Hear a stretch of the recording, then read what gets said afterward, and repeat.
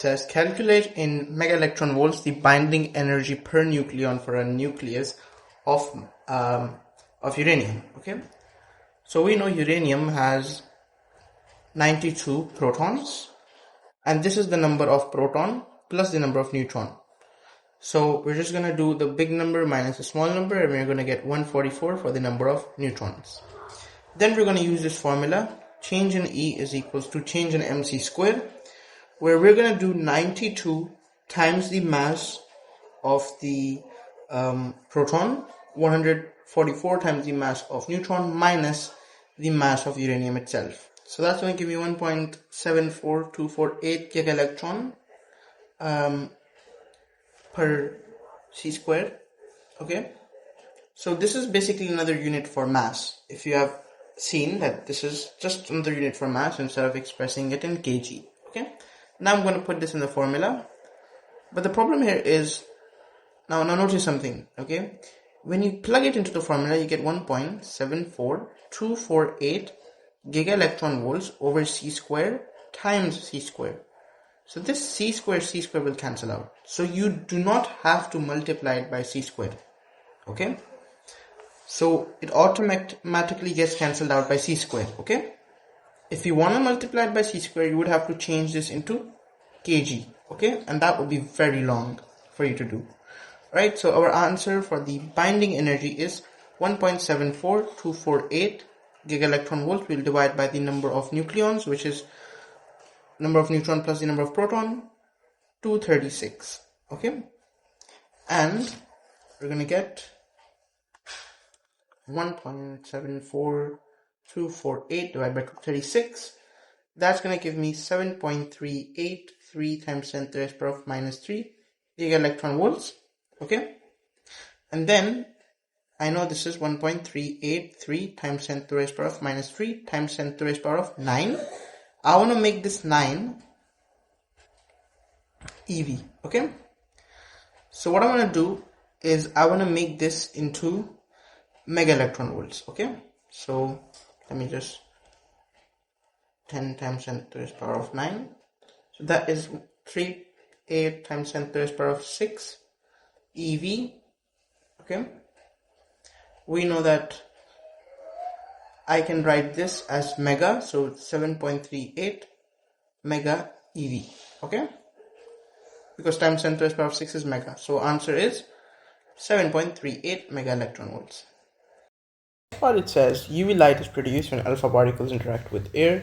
This can be used to detect alpha particles when nuclear reactor is decommissioned. Explain how UV light produced by the alpha particles in the air. Explain how that is produced, and explain why detecting UV light has advantages compared with detecting alpha particles. Okay, so I want you to try this yourself and then I'll explain it. So basically, alpha particles are highly ionizing. So what they will do is they will transfer their energy to surrounding air molecules, and the electrons in those molecules will excite, and then they will de-excite to release photons of UV light. Now, the alpha particles are likely to lose all their Ke, and they have low penetrating power, so it's difficult to detect them at large distances because they have less range as well. Okay, and now you would say, okay, why don't we come close to them and detect them? Well, if you want to come close and detect the alpha particles, that's a bit too dangerous because that's harmful because it's radiation. Okay, now UV light on the other hand is highly penetrating and it has low ionizing ability as well, so it has a high range and you can detect it like really far away, so it's much safer option. Okay, I'll write that down here as well, so it's much safer. That's the main point. So UV light is safer to use. Okay, so this question basically is a combination of unit 2. You can see a bit of unit 2 and then a bit of unit 5 combined, all of it together, and you get this question. So it's a really challenging question. Good question. Okay, so UV light can be detected much further than alpha, so it is safer. Okay, next question we have from 2021 June. It says a pacemaker is a device used to regulate a person's heart rate. Some of the first pacemakers used an isotope of plutonium Pu-238 as the power source. Plutonium-238 decays by alpha emission. So it shows the energy release when a plutonium decays into a nucleus of uranium. So we are seeing here that the plutonium will decay into a uranium. So that's going to be U plus an alpha particle. Okay, and we have to calculate the energy released. You can solve it yourself and then I'll show you the answer. Alright, so first we have to find the mass deficit. Okay, so we're going to be finding that mass deficit here, and that's going to be the mass of plutonium minus the mass of uranium plus the mass of alpha particle. That's going to give you 6.05 times 10 to the raised power of minus 3 U. Then you will plug that into E is equals to mc squared, and remember that U value is 1.66 times 10 to the raised power of minus 27. 3 times 10 to the raised power of 8 square, you will get your answer in joules, and you know that 1 joule is equals to 1.6 times 10 to the raised power of negative 19. My bad, not 1 joule, that's going to be 1 electron volts is equals to 1.6 times 10 to the raised power of minus 19 joules, and 1 mega electron volts is equals to 1.6 times 10 to the raised power of minus 13 joules. So you will plug your value in here of the answer you get from all of this, and then you're going to put x here and cross multiply. So that's going to give you the answer as 5.607 mega electron volts. I want you to do this yourself if you haven't done it, and tell me what you get. Okay, this is supposed to be your final answer.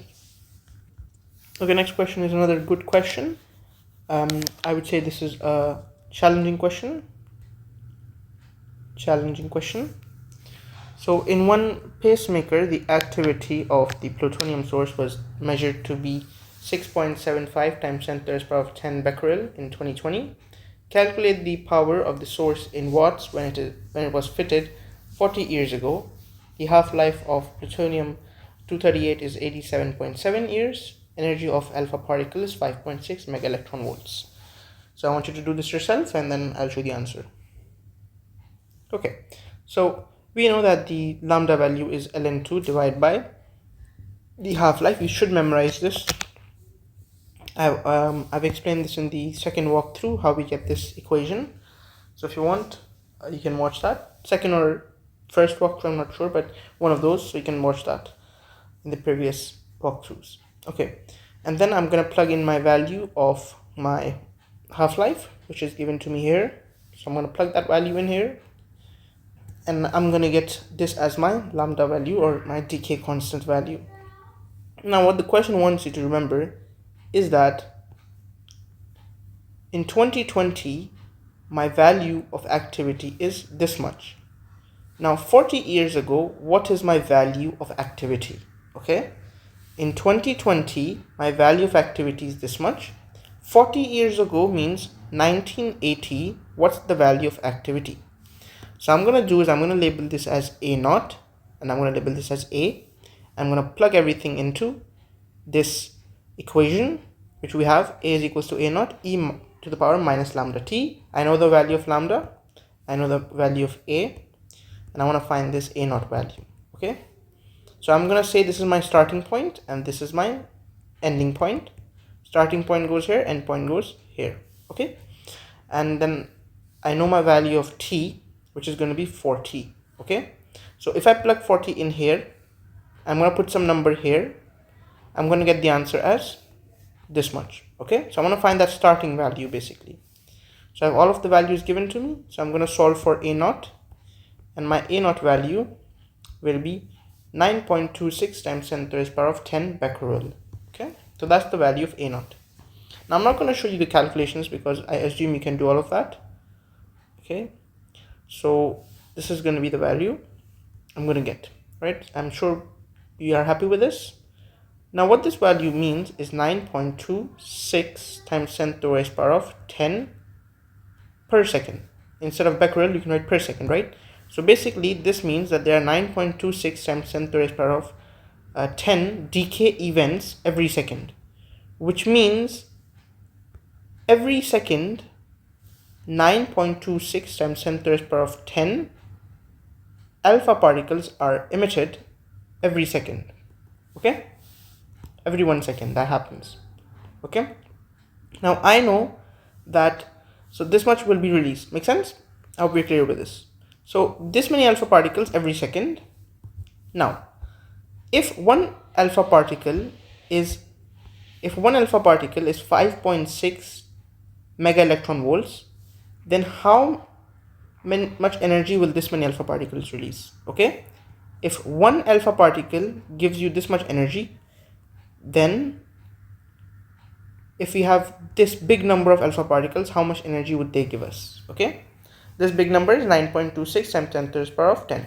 Okay, the reason I said every second this many alpha particles are released is because, remember, we're talking about decay events. So we're talking about every second this happens. So an alpha particle comes out every second. Okay, so if you have this many decay events, that means you're gonna have this many alpha particles. Okay, so now we're gonna have that, and we're gonna cross multiply, and we're gonna get this as the energy of 9.26 times 10 to the power of 10 alpha particles give us this much energy. Okay, then I'm going to times it by your 1.6 times 10 to the power of negative 13 to convert it to joules, and then I'm going to divide it by 1 because this happens in 1 second. So I get my power as 0.083 watts. Okay, so this was a pretty tricky question. Okay, and you can see the question. If you have any doubts about this, let me know in the comment section. Okay, the final part of this question, it says another source was used in early pacemakers was promethium 147. This emits beta particles. The energy spectrum for the beta particles is shown. The energies below show the range of beta particle depends on the beta particle energy for different materials. So the graph below show that how much the range is and the beta particle energy, and we see a bunch of different materials. We have lead and aluminum and polyethylene as well. So we have been given that, and then they say to us, it is suggested that a layer of polyethylene of thickness, so we're using polyethylene of thickness 0.7 centimeter. So this is the thickness, 0.5 centimeter. And they're saying that all of the alpha particles beta particles will be absorbed from the source. So this is the source, and we have a bunch of beta particles. Okay, now what I'm going to do here is I'm going to use the graph above to find the beta particle with the highest energy, because more energy means more range. So the alpha particle with the most which is the most energetic would be 200, and we can take this as 210 with 210 mega kilo electron volt, my bad, kilo electron volts. Okay, now from here let's take this as 200 or 210. Actually, 1 second, this is 100, this is going to be 200, it's going to be 210, stops around here. So the range of alpha particles would be 0.1, 2, 3, 4, 5, 0.53 centimeters. Okay, now, or 0.05, my bad, it's going to be 0.053 centimeters. So if the most energetic beta particle can only have a range of 0.053 centimeters, then using a 0.5 centimeter polyethylene material will be good enough, because the range is very small even for the one that has the most energy. So this can absorb all of the beta particle. Okay, so the max beta energy is 210 kilo electron volts.